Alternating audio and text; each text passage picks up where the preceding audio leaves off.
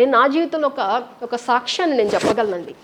అది చిన్నప్పటి నుంచి నేను స్టడీస్లో అన్నిట్లో ఫస్ట్ ఉండేదాన్ని. అయితే చిన్నప్పుడు మా అమ్మమ్మ వాళ్ళ ఊరు వెళ్ళినప్పుడు అక్కడ స్కూల్ ఉండేదన్నమాట. ఆ స్కూల్లో ఒక కొటేషన్ చదివేదాన్ని ఎప్పుడు.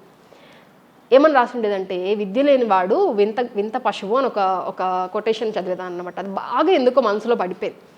ఆ తర్వాత స్కూల్లో కూడా టీచర్స్ ఎంత మోటివేట్ చేసేవాళ్ళంటే, చదవకపోతే ఇంకా మనం వేస్ట్ అన్నట్లే మోటివేట్ చేసేవాళ్ళు. నేను అనుకున్నాను ఇంకా అసలు చదివే ప్రపంచం అన్నట్లు. సో ఈ చిన్నప్పటి నుంచి బాగా అన్నిట్లో ఫస్ట్ ఉండేదాన్నేమో, ఏమి చేసిన ఫుల్ అప్రిషియేట్ చేసేవాళ్ళు అనమాట.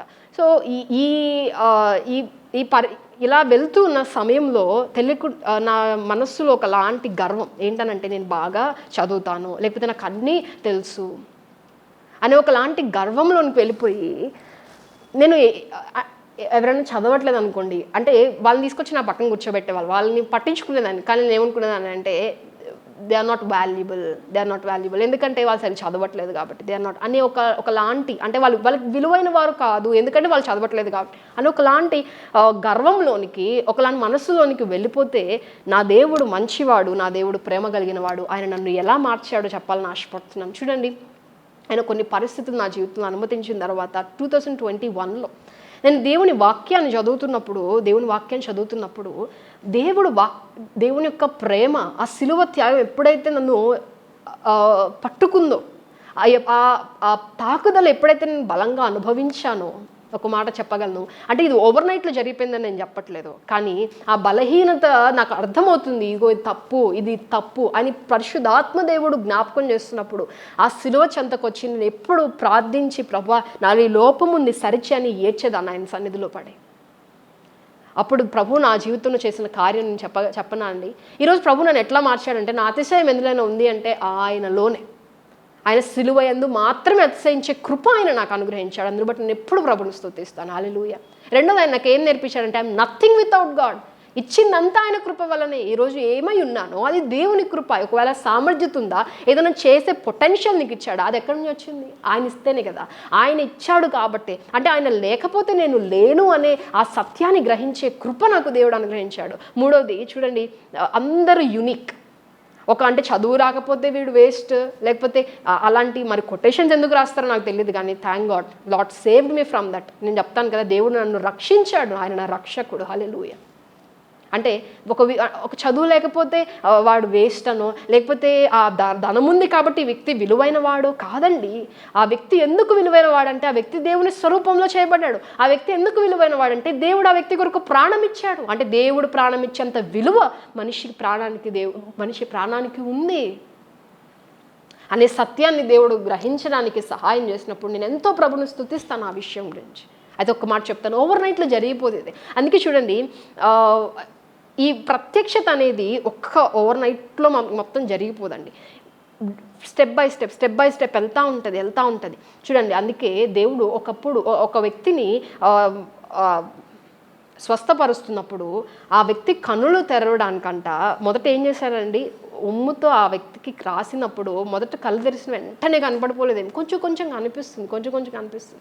మరలా దేవుడు అతన్ని మరలా ముట్టి స్వస్థపరిచినప్పుడు కంప్లీట్గా చూడగలిగాడంట. అంటే ఒక మాట చెప్తాను వినండి, దేవుని దగ్గరకు నువ్వు వచ్చినప్పుడు, ఆ సిలువ చెంతను దినదినము దేవుడు ఏం చేస్తాడంటే, ఆయన గురించిన ప్రత్యక్షతలోనికి నువ్వు వస్తున్నప్పుడు నిన్ను ఆయన స్వరూపంలోనికి ప్రభు ఏం చేస్తాడు, మార్చుకుంటూ ఉంటాడు. అది ఓవర్ నైట్లో జరిగేది కాదు, దినదినము జరిగే ప్రక్రియ. హల్లెలూయా. అందుకే ఎప్పుడు చెప్తాను, ప్రతిరోజు మనం సిలువ చెంతకు రావాలి.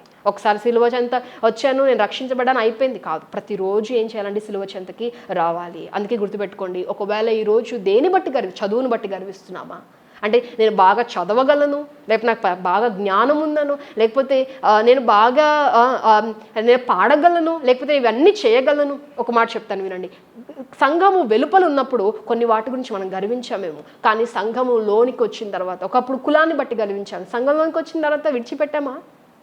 అదే కార్యం చేస్తుంటారు కదా కొంతమంది. కానీ దేవుడు మాట్లాడుతున్నాడు, అది దేవుని దృష్టికి మంచిది కాదు. గర్విష్ఠులను దేవుడు ఏం చేస్తాడంటండి, ఎదిరిస్తారు. మరలా చెప్తున్నా, అది దేవుని గర్విస్తున్నావు అంటే అది మంచిది కాదు. ఒక్క దాని ఎందుకు గర్వించాలి, నా ప్రభు పాపినైన నా కొరకు మరణించాను, ఆ సిలువ త్యాగం ఎందుకు మాత్రం. ఇంకా గర్వించాల్సి వస్తే నేను బలహీన అంటాను, నా దగ్గర ఏం లేదయ్యా. అదే దేవుని వాక్యం మనతో నేర్పిస్తుంది. ఈరోజు సంఘానికి దేవుడు చెప్తున్న మాట ఏంటంటే, నువ్వు అతిశయించాల్సి వస్తే ఎక్కడ అతిశయించాలి? ఆయన యందు అతిశయించే వరము. చూడండి, అందుకే వాక్యంలో ఏమని రాయబడిందంటే, చూడండి, 2 విషయాలు ఇక్కడ నేను మీకు చెప్పాలని ఆశపడుతున్నాను. ఒకటి, సంఘానికి బయట ఉన్నప్పుడు కొన్ని వాటి యందు అతిశయించాం. వచ్చిన తర్వాత సంఘములో చేర్చబడిన తర్వాత కూడా ఆత్మ సంబంధమైన విషయాల్లో కూడా కొన్నిసార్లు మనం ఏం చేస్తాం తెలుసా? గర్విస్తూ ఉంటాం. అది దేవుని దృష్టికి మంచిది అనుకుంటాం, కానీ అలాంటిది కూడా అది దేవుని దృష్టికి మంచిది కాదు. ఏంటివి అవి? ఒకసారి మనం నేర్చుకుందామా?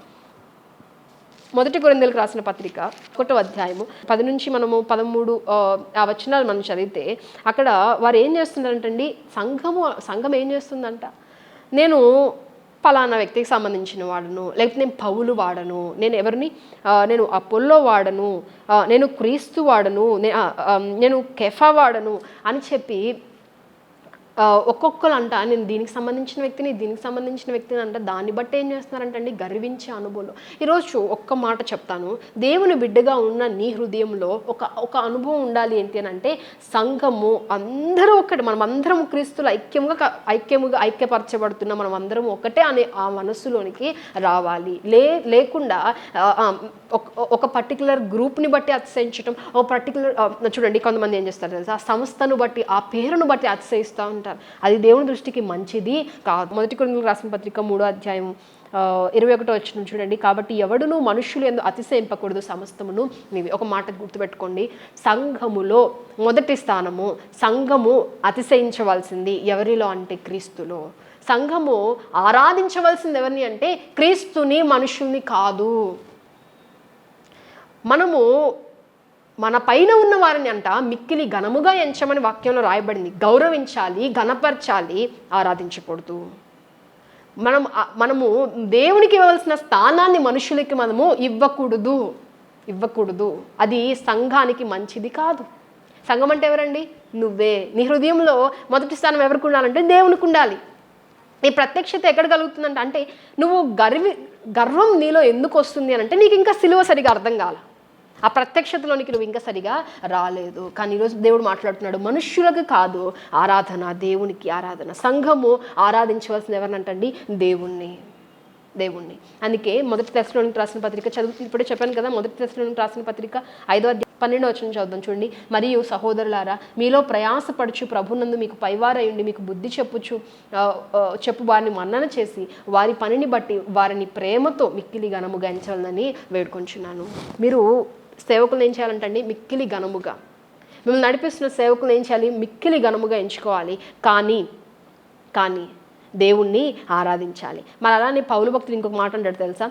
2 కొరింథీయులకు రాసిన పత్రిక 12వ అధ్యాయం 6వ వచనం ఏమంటాడంటే, ఒకవేళ నన్ను ఎక్కువ ఘనంగా ఎంచేస్తారేమో అని ఏం చేస్తాడు?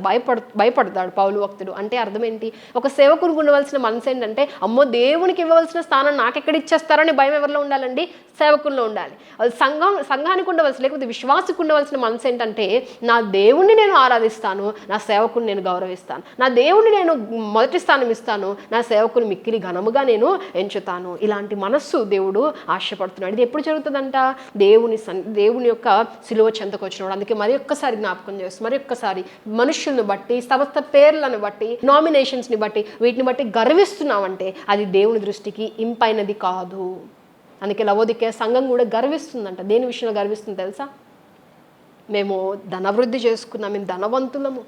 దేన్ని బట్టి అతిశయిస్తున్నా? కొన్నిసార్లు చూడండి, ఒకవేళ నీకున్న ఫైనాన్షియల్ స్టేటస్ని బట్టి కావచ్చు, లేకపోతే అది దేవుడు నిన్ను ఆశీర్వదిస్తున్నప్పుడు ఆ ఆశీర్వాదాన్ని బట్టి గర్వించొద్దు, దాన్ని బట్టి స్తుతించు, కానీ క్రీస్తునందు మాత్రమే అతిశయించు. హల్లెలూయా, హల్లెలూయా.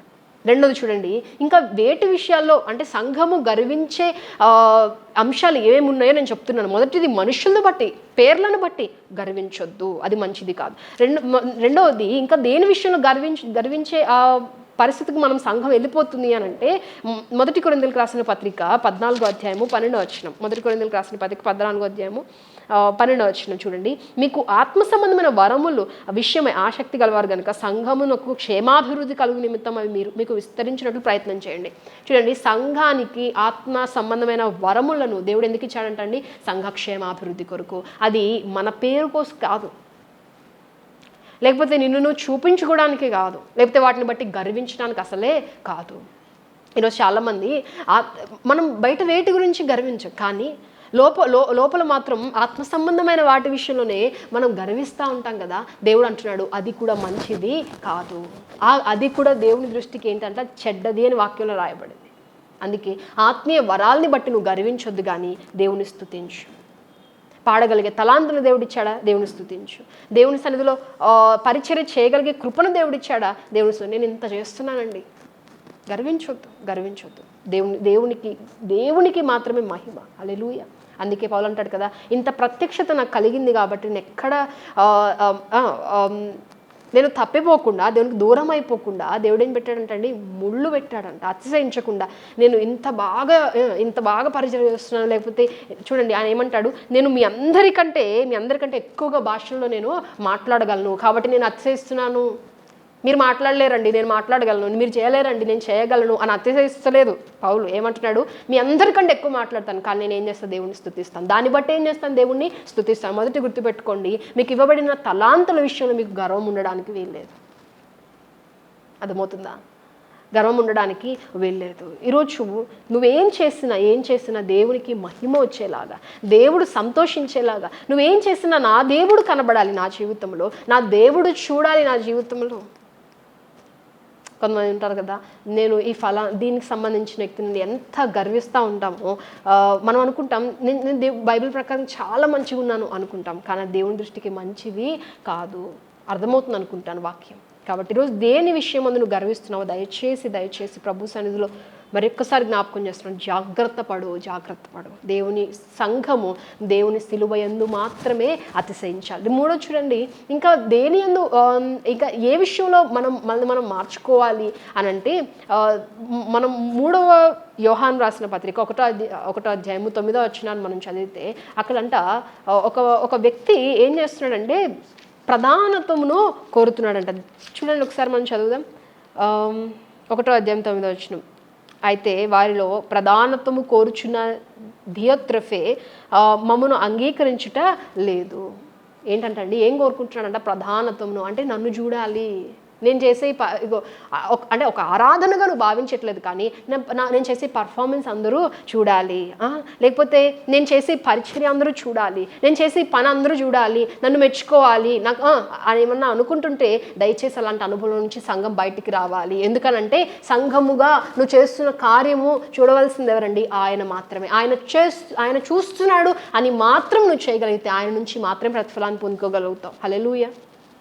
కానీ కొంతమంది వారు చూడాలి, వీరు మెచ్చుకోవాలి, వాళ్ళు మెచ్చుకుంటే ఏంటి, మెచ్చుకోకపోతే ఏంటి? ఆయన ఉన్నాడు కదా, ఆయన చూస్తున్నాడు కదా.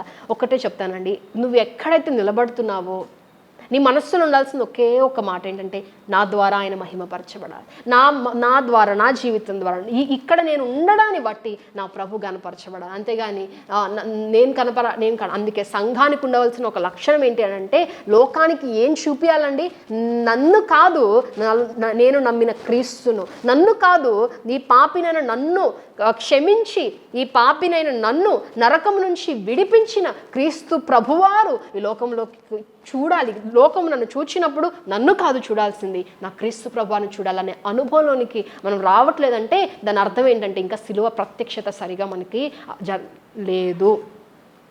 అంటే దేన్ని బట్టి గర్విస్తున్నామంటే మనకున్న తలాంతులను బట్టి, లేకపోతే దేన్ని ఆశిస్తున్నాం, ఆయన మహిమ కాదు, కానీ ఏం కావాలంటే మనకి పొజిషన్స్ కావాలి, హెచ్చింపు ఘనత. ఒక మాట అడుగుతానండి, హెచ్చింపు ఘనత నువ్వు అది కావాలని కోరుకో అవసరత లేదు. ఒకవేళ దేవుడు ఇవ్వాలి అనుకుంటే ఆయన ఇస్తాడు.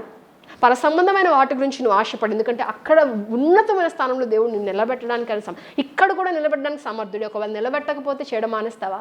నిలబెట్టకపోతే ఆయన సన్నిలో నమ్మకంగా ఉండడం మానేస్తావా? కాదు.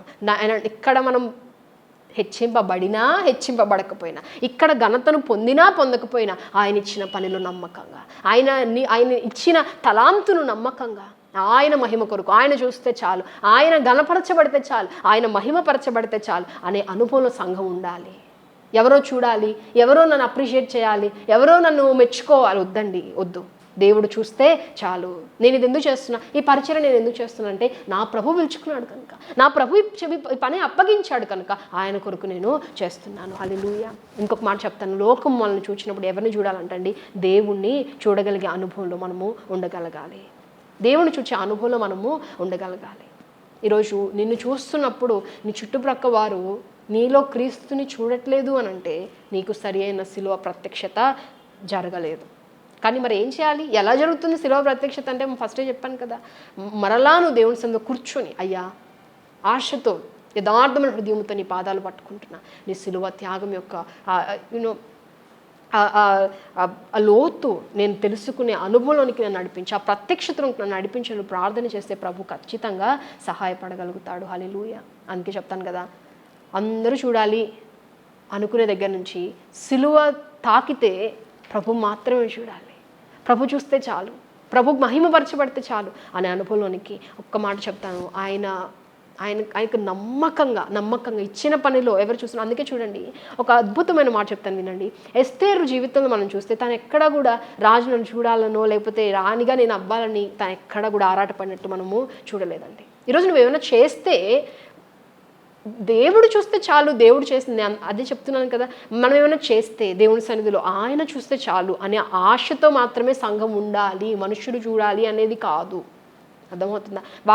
మనకి ఇవ్వబడిన ఆ తలాంతును బట్టి మనం గర్వించటానికి వీలు లేదు.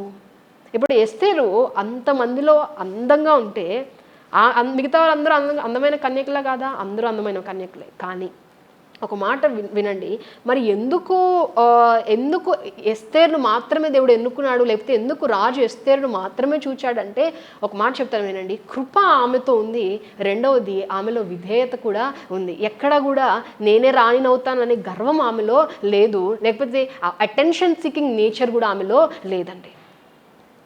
ఈరోజు ఒక మాట చెప్తాను, దేవుడు కొంతమంది అనుకుంటారంట నేను ఇంత దేవుని కొరకు చేస్తున్నాను కాబట్టి దేవుడు నన్ను ప్రేమిస్తాడు, లేకపోతే నేను ఇంత కానుక వేస్తున్నా, లేకపోతే ఇంత పరిచయం చేస్తున్నా, లేకపోతే చూడండి నేను ఇంత బాగా దేవుని కొరకు పాడతా, ఇన్ని పాటలు దేవుని మహిమ కొరకు రాస్తాను కాబట్టి దేవుడు నన్ను ప్రేమిస్తున్నాడు అని ఒక భ్రమలో ఉంటుంది. అది ఒక అపోహ అంతే. నిజానికి దేవుడు సిలువలో మనందరినీ మనం చేసే క్రియలను బట్టి ఆయన మనల్ని ప్రేమించట్లేదు, కానీ ఆయన క్రీస్తు సిలువ త్యాగంలో చూడండి ఆయన ఏమంటున్నాడండి, ఆయన లోకమును ఎంతో ప్రేమించాడు. మనం ఏదో చేసామని ప్రేమించాడా? కాదు, ప్రేమించాడు కనుకనే క్రీస్తు ప్రభువారు మన కొరకు అప్పగించాడు.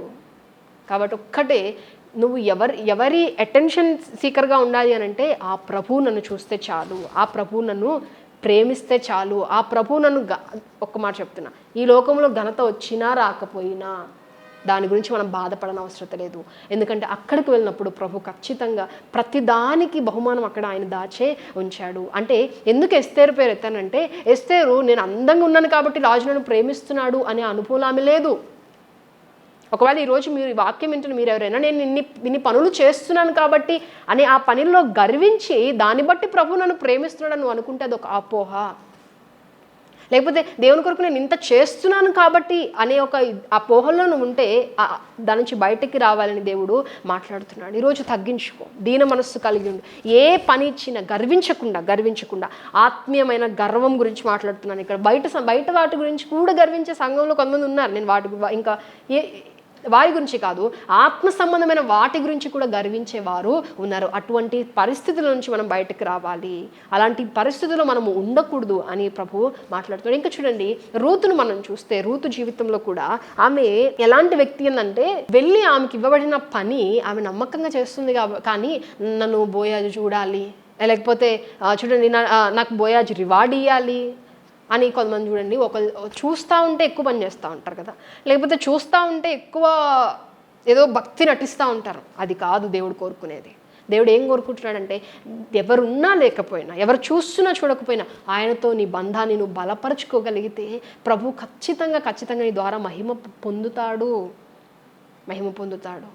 ఈరోజు ఇంత ప్రార్థన చేస్తానండి, ఇన్ని గంటలు ప్రార్థన చేస్తానండి, గర్వం ఒకవేళ నీకుంటే ఈరోజు దాని నుంచి నువ్వేం చేయాలి, బయటికి రావాలి. నువ్వు అతిశయించాల్సి వస్తే ఆయన సిలువ త్యాగం మీదే అతిశయించేవారముగా చూడండి, ఎస్తేర్ ఎప్పుడు కూడా నేను ఇంత అందంగా ఉన్నాను కాబట్టి రాజు నన్ను ప్రేమించాడనే అతిశయం ఆమెలో లేదు. లేకపోతే నేను ఇంత చేస్తున్నాను కాబట్టి దేవుడు నన్ను ప్రేమిస్తున్నాడనే అతిశయంలో మనం ఉండడానికి వీలు లేదు. సిలువను బట్టి మన అతిశయం. రెండవది రూతు జీవితంలో మనం చూస్తే ఆమె ఎలాంటి వ్యక్తి అని అంటే, ఒకళ్ళు చూస్తే పని చేయడము, ఒకళ్ళు చూస్తే ఎక్కువ చేయడము అట్లాంటి వ్యక్తి కాదండి. ఆమె నన్ను అందరూ చూడాలి అనే ఆలోచన కలిగిన వ్యక్తి కూడా కాదు. నమ్మకంగా ఆమె ఇచ్చిన పనిలో ఆమె ఎప్పుడైతే నమ్మకంగా ముందుకు సాగి దేవునికి నమ్మకంగా ఉంది, దేవుడే తగిన సమయంలో ఆమెకి ప్రతిఫలాన్ని దయచేశాడు. మనం రిబ్కా జీవితంలో కూడా చూస్తాం కదా, ఆ వ్యక్తుల గురించి తనకి ఏమీ తెలియదు, అయినా కూడా ఆమె ఎవరో నన్ను చూడాలి అనే ఇంటెన్షన్తో ఆమె ఏది కూడా చేయలేదు. అలానే మత్తయ్య గురించి మనం చూస్తాం కదా, యేసుక్రీస్తు ప్రభు వారి యొక్క 12 డిసైపుల్స్లో ఒక ఇస్కరియోతు యూదా చనిపోయిన తర్వాత ఆ ప్లేస్ని రిప్లేస్ చేయాలంటే ఎవరికి ఇచ్చాడు దేవుడు? ఆ యొక్క అవకాశాన్ని దేవుడు ఎవరికి ఇచ్చాడు? మత్తయ్యకి ఇచ్చాడు. కానీ మత్తయ్య ఎక్కడ మనకు కనబడ్డు కదా, ఎక్కడో కనబడ్డు. కానీ ఒకనొక టైం వచ్చేసరికి ఆయన పేరు అట్లాగా వెలుగుతుంది. ఎందుకనంటే ఆ వ్యక్తి నమ్మకంగా, నా ప్రభు నన్ను చూస్తే చాలు, నా ప్రభు కొరకు నేను ఇది చేస్తున్నాను. సంఘానికి ఉండవలసిన లక్షణం ఏంటి అని అంటే, గర్వించి చేయడం కాదు పని, ఎవరో చూడాలని చేయడం కాదు దేవుని పని, లేకపోతే ఎవరో చూడాలని భక్తి చేయడం కాదు. సంఘానికి ఉండవలసిన లక్ష్యం ఏంటి అని అంటే, నా ప్రభు చూస్తే చాలు అని నువ్వు తగ్గించుకొని విధేయత కలిగి ఆ దీన మనస్సు కలిగి ఎప్పుడైతే ప్రభు మహిమ కొరకు నువ్వు పని చేయడానికి పూనుకుంటావో, ప్రభు ఖచ్చితంగా నీ ద్వారా మహిమ పొందుతాడు. అంతకంటే ధన్యకరమైన జీవితం ఏది కూడా లేదు. ఒకవేళ మరలా చెప్తున్నాను, ఈ లోకంలో దేవుడు హెచ్చింపు ఘనతని ఇవ్వకపోతే మానేస్తావా? ఒకవేళ ఈ లోకంలో నీకు గుర్తింపు రాకపోతే మానేస్తావా? కాదు, నాకు గుర్తింపు అక్కడ కలుగుతుంది. నేను నిత్యత్వమైన, అందుకే చూడండి, అవి అదృశ్యమైనవి ఎప్పటికీ నిలిచి ఉండేవి అని వాక్యంలో రాయబడింది కదా. అదృశ్యమైనవి ఏంటంటండి, దే ఆర్ ఇటర్నల్ థింగ్స్. అంటే నాకు అక్కడుంది బహుమానం అనే ఆ ఆశతో నువ్వు పనిచేసినప్పుడు ప్రభువే నీకు ప్రతిఫలాన్ని ఇస్తాడు. ఖచ్చితంగా ఆయన నీ యొక్క పనికి తగిన ప్రతిఫలాన్ని ఆయనే ఇస్తాడు. చూడండి, 1 పేతురు పత్రిక 5వ అధ్యాయము 5వ వచనము 6వ వచనం చదివితే, చిన్నపిల్లలారా మీరు పెద్దలకు లోబడి ఉండుడి, మీరందరూ ఎదుటివారిని ఎడల దీన మనస్సు అను వస్త్రము ధరించుకొని మిమ్మల్ని అలంకరించుకొనుడి. దేవుడు అహంకారులను ఎదిరించి దీనులకు కృప అనుగ్రహించును. దేవుడు తగిన సమయమందు మిమ్మల్ని హెచ్చించున్నట్లు ఆయన బలిష్టమైన చేతి క్రింద దీన మనస్కులై ఉండుడి. హల్లెలూయా. దేవుని వాక్యం ఏం చెప్తుందంటే, విధేయత కలిగి ఉండండి, లోబడి ఉండండి. ఎవరికి లోబడి ఉండాలి? దేవునికి లోబడి ఉండు. దైవజనులకి, పెద్దలకి దేవునికి నువ్వేం చేయాలి? లోబడి ఉండు. ఈ అనుభవంలోనికి మనం ఎప్పుడు రాగలుగుతాము అని అంటే, సిలువను గూర్చిన ఆ ప్రత్యక్షత మనం కలిగినప్పుడు మనం ఈ అనుభవంలోనికి రాగలుగుతాం. ఎలాంటి అనుభవం అది?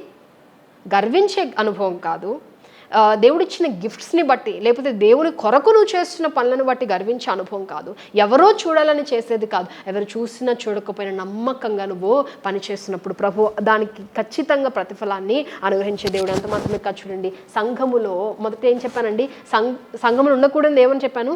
మనుష్యులను బట్టి అతిశయించొద్దు, మనుష్యులను బట్టి గర్వించొద్దు, మనుష్యులకి మొదటి స్థానాన్ని ఇవ్వద్దు, లేకపోతే మనుషులకి మొదటి స్థానం ఇవ్వద్దు, లేకపోతే చూడండి, వస్తువులను బట్టి, పేరును బట్టి, కులాన్ని బట్టి, అది అసలు బయట వదిలేసి మనము దేవుని లోనికి మనం వచ్చేసాం. ఇంకా వాటిని బట్టి మనం ఆలోచించడానికి, మాట్లాడడానికి లేదు.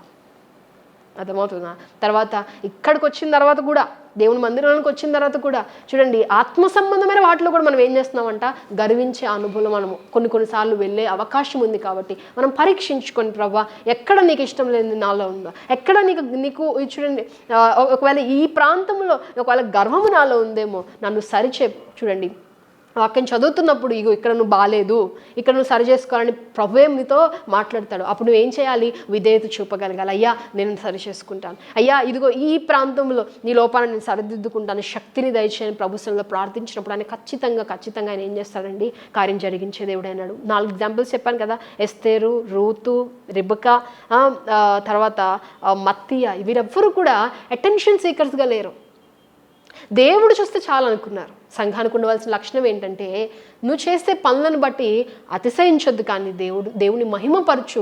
నన్ను ఆయన చూస్తే చాలు, ఆయన మహిమపరచబడితే చాలు, నా ద్వారా నా ప్రభు కనపడితే చాలు, నన్ను చూచిన వారు నన్నుగాక నాలో క్రీస్తుని చూస్తే చాలు అనే అనుభవంలోనికి మనం రాగలిగితే, మరలా చెప్తున్నాను, నీ జీవితం ద్వారా దేవుడు మహిమపరచబడతాడు. హల్లెలూయా.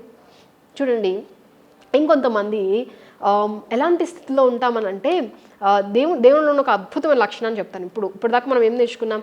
ఆ ఫలాన్ని ఫలించినప్పుడు అందులో ఏం కనబడుతుందండి? తగ్గింపు, విధేయత, దీన మనస్సు కనిపిస్తుంది కదా.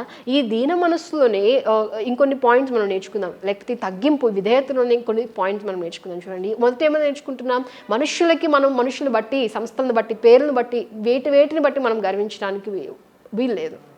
తర్వాత ఆత్మ సంబంధమైన వరాలని బట్టి మనం గర్వించడానికి వీలేదు. ఎందుకు ఇవ్వబడ్డాయంటే ఆత్మ సంబంధమైన వరాలు సంఘక్షేమాభివృద్ధి కొరకు. ఎందుకు ఇవ్వబడ్డాయి అంటే దేవుని మహిమ కొరకు. అవి మన పేరు ప్రఖ్యాతల కొరకు కాదు. అది గుర్తుపెట్టుకోవాలి, అది అర్థం చేసుకోవాలి. ఏం చేసినా కూడా ఎవరు చూడాలి? ప్రధానత్వం కోరే అనుభవం మనము ఉండకూడదు. అంటే పొజిషన్స్ కోసం మనం ప్రయాసపడే వారంగా ఉండకూడదు. ఏమి చేసినా నా ప్రభు మహిమపరచ, అదే దీన మనస్సు, అదే తగ్గింపు. అలాంటి విధేయతలు ఎక్కడ కనపడతాయి అంటే సిలువ చెంత నువ్వు రాగలిగినప్పుడు కనపడతాయి.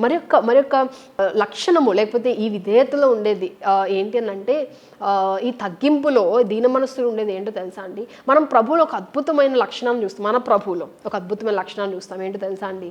ఆయన ఇతరులను ఆదరించే మనస్సు. లేకపోతే ఒక ప్రశ్న అడుగుతాను. ఎప్పుడైనా నువ్వు దేవుని సన్నిధికి వచ్చి నీ బాధను చెప్పుకున్నప్పుడు దేవుడు ఎప్పుడైనా ఆయనకి ఎప్పుడు మనం చెప్పే పరిస్థితులన్నీ ఆయన చాలా చిన్నవే. ఆయన శక్తి ముందు అవన్నీ ఏంటండి? చిన్నవే. కానీ ఆయన ఎప్పుడు కూడా ఇంత చిన్న వాటి కోసం ఎందుకు ఇంత బాధపడిపోతున్నావు అని ఎప్పుడైనా కోప్పడిపోయి అట్లా ఎప్పుడైనా రియాక్ట్ అవుతాడండి దేవుడు? అంటే ఆదరణపూర్వకమైన మాటలే ప్రభు పంపిస్తాడు కదా. ఎందుకు చెప్తున్నానంటే, చూడండి, నా జీవితంలో నేను ఎక్స్పీరియన్స్ చెప్పగలను. నిన్ను చూడాలని ఆశ సాంగ్ షూటింగ్ అప్పుడు వెళ్ళిన తర్వాత, అది అయిపోయి వచ్చిన తర్వాత నాకు చాలా భయంలోకి వెళ్ళిపోయాను అనమాట. అంటే నన్ను అందరూ చూస్తారు అని భయము, తర్వాత చూస్తారు అని నన్ను కామెంట్స్ చేస్తారు అని ఒకలాంటి భయంలోకి వెళ్ళిపోతే, ఆ రోజు ఈవినింగ్ అంటే ఆ షూట్ అంతా అయిపోయి వచ్చిన తర్వాత మా ఫ్రెండ్స్ కాల్ చేస్తే వాళ్ళకి చెప్పాను నాకు భయంగా ఉంది అని. అంటే వాళ్ళు ఏం కాదు, ఎవ్రీథింగ్ విల్ బి ఫైన్ అని చెప్పి వాళ్ళు చెప్తున్నారు. తర్వాత అన్నయ్య వాళ్ళతో షేర్ చేశాను, డాడీకి, ఎవరితో చెప్పినా నా భయానికి అసలు ఏమీ అవ్వట్లేదు. అయితే చూడండి, ఎంతమంది చెప్పినా నా భయము అట్లానే ఎక్కువే, నా చేతులు కాలు ఉనికిపోయేంత భయంలోనే ఉండిపోయాను. నిజానికి అది ఏమన్నా పెద్దదా అంటే దేవుని దృష్టికి అది అత్యంత చిన్నది అది. కానీ ఎప్పుడైతే ఆ రోజు నేను దేవుని సన్నిధిలో కూర్చొని మోకరించి ప్రార్థించి, ప్రభువా నా వల్ల కావట్లేదు, నాకు చాలా భయంగా ఉంది అని ప్రార్థించుకొని వాక్యం చదివితే ప్రభు ఆ రోజు నాతో ఏమని మాట్లాడి తెలుసా అండి? అంటే ఒక ప్రశ్న అడిగాను దేవుణ్ణి. ఆ ప్రశ్నకు జవాబుగా దేవుడు నా డైలీ పోర్షన్ నుంచి మాట్లాడుతూ హెబ్రీయులకు రాసిన పత్రిక 13వ అధ్యాయం 5వ వచనం నుంచి ప్రభు ఏమని మాట్లాడారని అంటే, నిన్ను ఏమాత్రమును విడువను, నిన్ను ఎన్నడూ ఎడబాయను ఆయనే చెప్పాను కదా. కాబట్టి ప్రభు నా సహాయకుడు, నేను భయపడిన నరమాత్రం నాకేమీ చేయగలుగుతాడు. ఈ మాట ఆ రోజు నన్ను ఎంత ధైర్యపరిచిందంటే ఇక భయం అంతా పోయింది. అంటే ఆ మాటను పట్టుకొని నమ్మడం ప్రారంభించినప్పటి నుంచి నాకు భయం అంతా పోయింది. ఎందుకని? ఆయన నాతో ఉన్నాడు. అంటే ఒక మాట చెప్తాను. ఆ రోజు అందరూ అంటే ఇంకొంతమంది షేర్ చేస్తే వాళ్ళు కామెడీగా మాట్లాడారు. దేవుడు కూడా అట్లానే ఏదో ఒకటి సెటైర్ వేయచ్చు కదా నా మీదకి. అలా ఏం మాట్లాడలేదు దేవుడు నన్ను. అంటే ఏ మాట చెప్పి ధైర్యం పొందుకుంటానో ఆ మాట చేత నాకు అనిపించింది ప్రభువుకి అది చాలా చిన్న విషయం. కానీ ఆయన నా బాధను నా కోణంలో నుంచి ప్రభు అర్థం చేసుకొని ఆయన ఏం చేశాడని నాకు జవాబుని పంపించాడు. ఈరోజు సంఘములో ఉండవలసిన ఒక లక్షణం ఏంటి తెలుసా అండి?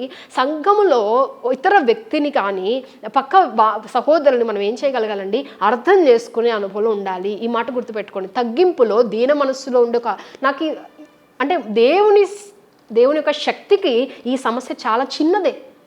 కానీ దేవుడు ఎలా డీల్ చేస్తాడండి మన లెవెల్కి? అందుకే వాక్యంలో ఏమని రాయబడింది తెలుసా? పాపం ఎరుగని ఆయన మన కొరకు ఏం చేస్తారంటే పాపముగా మార్చబడ్డాడు. హల్లెలూయా! ఎంత అద్భుతమైన మాట కదా. అందుకే మనం గుర్తుపెట్టుకోవాలి, ఆయన ఏం చేస్తారంటే పాపం ఆయన ఎరుగలేదు, కానీ మన కొరకు మానవ రూపిగా అంతవరకు ఆయన ఏం చేస్తాడో తగ్గించుకున్నాడు. అప్పుడే మనకి ఏం తీసుకొచ్చాడు? విడుదల, విమోచన కార్యాన్ని ఆయన జరిగించి. అంత మాత్రం ఒక అద్భుతమైన మాట ఏంటనంటే మనతో సహానుభవము కలిగి ఉన్నాడు. ఈరోజు మన ప్రక్క వ్యక్తిని అర్థం చేసుకునే మనస్సు మనకుందా? సంఘానికి దేవుడు మనం అర్థం చేసుకోవాలంటే ఏం కలగాలి? తగ్గింపు మనస్సు, తగ్గింపు జీవితం, విధేయత. ఈ తగ్గింపు నీలో ఉన్నప్పుడే ప్రక్కవారిని నువ్వు అర్థం చేసుకోగలుగుతావు. అంతేకాని నీ దృష్టిలో నుంచి వారిని చూసి దానికి కూడానా అని కొంతమంది నవ్వుతూ ఉంటారు. వారి దృష్టిలో నుంచి, వారి షూస్లో నుంచి ఆ బాధను నువ్వు చూడగలిగితే దేవుని వలే నువ్వు ఇతరులను ఏం చేయగలుగుతావు, ఆదరించగలుగుతావు. దేవుని వలే వారి సమస్యను నువ్వు ఏం చేయగలుగుతావు, ఎందుకంటే అర్థం చేసుకునేది నువ్వు కాదు, క్రీస్తు ప్రేమ. నీలో ఉన్న క్రీస్తు ప్రేమ వారిని కూడా ఏం చేస్తుందండి, ఉద్ధరిస్తుంది, ఆదరిస్తుంది. హల్లెలూయా. అర్థమవుతుందంటే అంటే మనం ఏం చేస్తామంటే ఒక ప్రాంతంలో విధేయత చూపించి అంత చాలా పర్ఫెక్ట్గా ఉన్నానండి అనుకుంటారు. కాదు. విధేయత అనేది చాలా రకాలుగా, లేకపోతే దీన మనస్సు, తగ్గింపు అనేది చాలా రకాలుగా. ఈరోజు ఇతరుల్ని ఆదరించే అనుభవం ఉన్నామా? ఇతరుల యొక్క సమస్యను అర్థం ఈ మాట బాగా అర్థం చేసుకోండి. ఏంటి, అర్థం చేసుకునే అనుభవం ఉన్నామా? సంఘం ఏం చేయాలంటండి, దేవుని ప్రేమించడం మాత్రమే కాదు, సహోదరుని కూడా ప్రేమించాను, సహోదరుల యొక్క బాధను కూడా అర్థం చేసుకునే, వారి బాధలో మనము కూడా అనుభవము కలిగి ఉండేవారముగా. ఎప్పుడు అర్థం చేసుకోగలుగుతాం? వారి బాధ వారి దృష్టిలో నుంచి అర్థం చేసుకుంటేనే మనకు అర్థమవుతుందా? కాబట్టి రోజు నుంచి ఒకటే గుర్తుపెట్టుకోండి, మనం ఇతరులను ఏం చేయాలండి, మనము ఇతరుల్ని ప్రోత్సహించేవారముగా, లేకపోతే ఇతరుల్ని ధైర్యపరిచేవారముగా, అలాంటి దీన మనస్సు మనం కలిగి ఉండాలని ప్రభువు ఆశపడుతున్నాడు. అలానే చూడండి, మన దేవుడు ఏమై ఉన్నాడంటే ఆయనే మనకు మాదిరి. మరి ఇన్ని వాక్యాలు నేర్చుకుంటున్నాం కదా, ఇప్పుడు దాకా విన్న వాక్యాన్ని దయచేసి ఒకసారి మరలా నేను జ్ఞాపకం చేస్తున్నాను. మొదటిది ఏమని నేర్చుకున్నామండి, ఈ తగ్గింపు, దీన మనస్సులు ఎప్పుడైతే సిలువ చెంతకు వస్తామో అక్కడ ఏం నేర్చుకుంటున్నాం, తగ్గింపు, దీన మనస్సును మనం నేర్చుకుంటున్నాం. అందులో ఏమని నేర్చుకుంటున్నాం అంటే, మనం మనుషుల్ని బట్టి గర్వించడం కాదు, సంస్థలను బట్టి గర్వించడం కాదు, లేకపోతే పేరు ప్రఖ్యాతులను బట్టి వీటన్నిటిని బట్టి కాదు, క్రీస్తు సిలువ యందు అని నేర్చుకుంటున్నాం. మనలో ఎవరు కనపడాలి, క్రీస్తు కనపడాలి. అలానే ఈ విధేయతలో మరి ఒక కోణం ఏంటి అని అంటే అర్థం చేసుకునే మనసు, లేకపోతే దీన మనస్సులో ఇంకొక కోణం ఏంటి, అర్థం చేసుకునే మనస్సు. దీని కంటిన్యూషన్ మనం నెక్స్ట్ వీక్ నేర్చుకుందాం.